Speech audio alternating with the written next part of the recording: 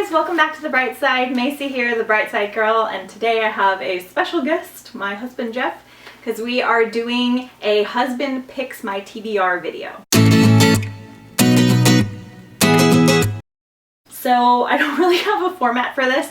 I think our Kayla over at Books and Lala was the first one to do this video. I'll try and remember to link her video down below, and it sounded really fun, and August is kind of like a free month for me because it's not really Halloween, it's not summer, and I like to do seasonal reads. So Jeff is going to help me out today. So he is going to pick 5 physical books for me to read and 3 audiobooks for me to read. I have a few stipulations, but nothing too crazy. And basically, I get to pick her books. Yeah. She's gonna tell me which ones I picked. No. I'm gonna pick one, she's gonna be like, no. But he's not allowed to pick anything that is like the second or third of a book that I haven't read the first one, or anything that's too Halloween themed, Christmas. Where'd you get all these books? Or too Christmas themed or anything like that. Those are like a couple of my stipulations. So do you have a game plan for how you're gonna do this? I didn't know you had so many. I have a couple chosen already. Okay, a couple, like 2, 3? Probably 3. 3? That's no fun. Then why are we filming this? Hmm? Why are we filming this? What? To half the video. Entertain the people. To entertain the people out there. Okay, so one thing that he wanted to do and I wanted him to do is he was going to pick one book from his personal collection of books that he has read that he wants me to read, and you've already done that, I think. So what'd you get? Well, it was a toss-up between 2 books. I was going to do World War Z by Max Brooks, which is fantastic. But I decided that this one is more apropos. It is Lamb by Christopher Moore. She's going to read this because it's one of my favorites. But it is the Gospel According to Biff, Christ's childhood pal. It's not really about anything religious. It's just a bunch of humor about the missing parts of Jesus' life in the Bible. So it's just kind of fun. Kids just kind of, you know, getting into trouble, learning about stuff. But I think she's going to really enjoy it because Christopher Moore is an excellent writer. So. Yeah, I've mentioned him before. He's like a satire of writer.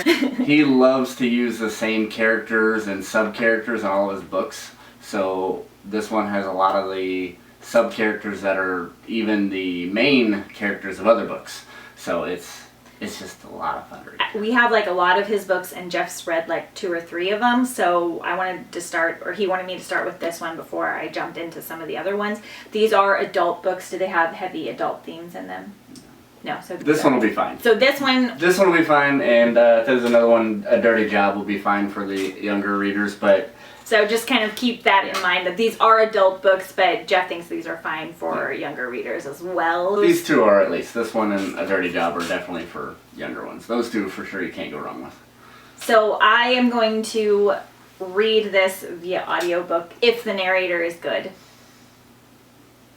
Okay. Yeah, apparently we're doing audiobook on my favorite one. Alright, cool. Possibly. I might change my mind. So we'll leave this, we'll make this a free book, so we won't count this towards your 5 or your 3, because I don't know which one I'm gonna read or listen to it on. So that way it's not a bad listen. I've listened to it too. It's not a bad listen. So that way it won't count against him, and it's not terror. Whenever I spent all my time in tractors, I would listen to this one. Oh, it's decently long. It's not super short.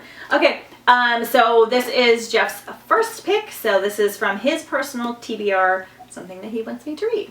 Okay, the next thing I want to do before you get into your own thing is I want him to pick one book for me to reread via audiobook, because I'm doing that a lot more this year and I've really enjoyed it. I have a giant stack of some of my absolute favorite books.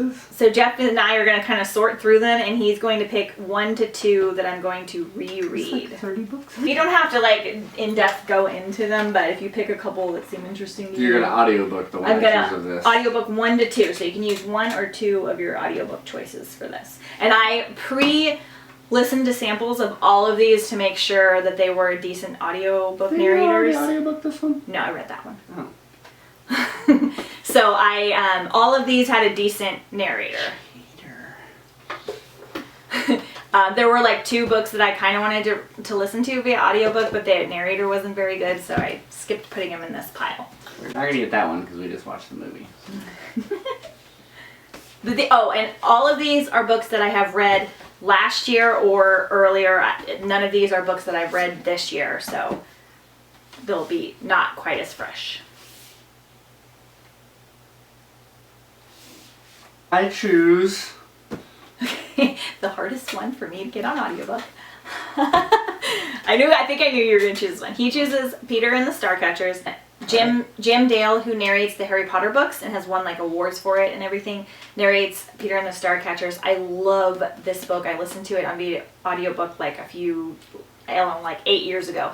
And so I have the entire series and I haven't jumped back into it yet. So that's probably why he picks this one, right? And I might listen every once in a while. And he might listen to it because he really likes Jim Dale too. Jim Dale's great. He's awesome. If you're wanting to get into audiobooks, pick a Jim Dale book. It'll get you going. Jim Dale is I think he's my favorite male narrator at the moment. So 2 that I knew I was going to pick. So what's my next category? Do you want to pick another one from here for audiobooks, or you want to do something else?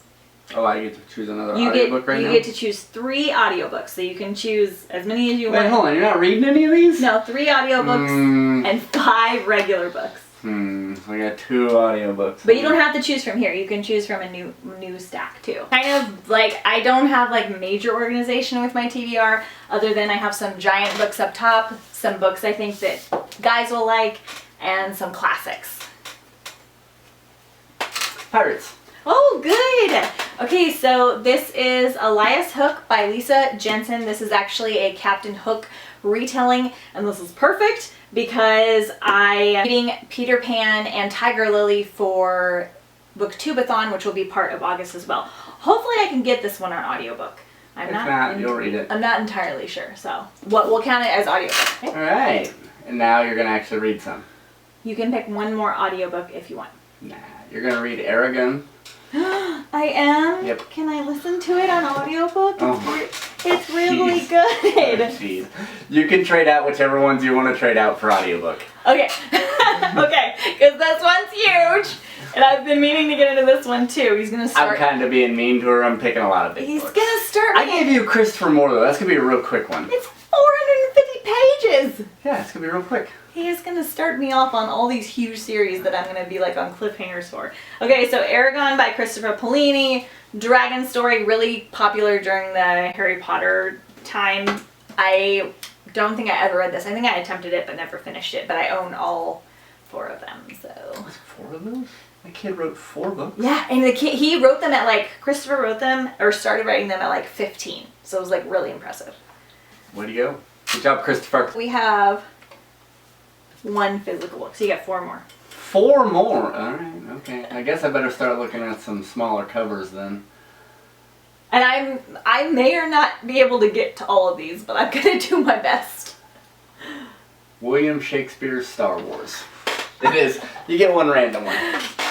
This is Star Wars told in iambic pentameter in sonnet form. So it's really short and really easy. I can read just a few of these every day. Yeah. Perfect. Trying to be nice. This one's by Ian Dosher. How many do I have left? You can pick 3 more. Are the Barnes & Noble Classics offhand? Because they're up here. You do not pick these. But you can pick Jungle Book. I have Treasure Island, Robin Hood. Well, let's keep with the pirates. I know. Treasure Island, where's it at? Treasure Island, which I wanted to read for August anyway. So that's awesome. I'm kind of gearing her up because I want to watch the Pirate of the Caribbean movies in a marathon, so let's read a bunch of pirate books. Treasure Island by Robert Louis Stevens, really popular, one of the first adventure pirate children's books. 2 more. 2? I've like... You don't have any other stipulations you want to do? You want to ask me like a question like, to help you pick? Do you have any more pirate books? Or you want to... Does that count as a question? No, that's okay. I do. I have like 7 more pirates. You have enough pirate stuff going on.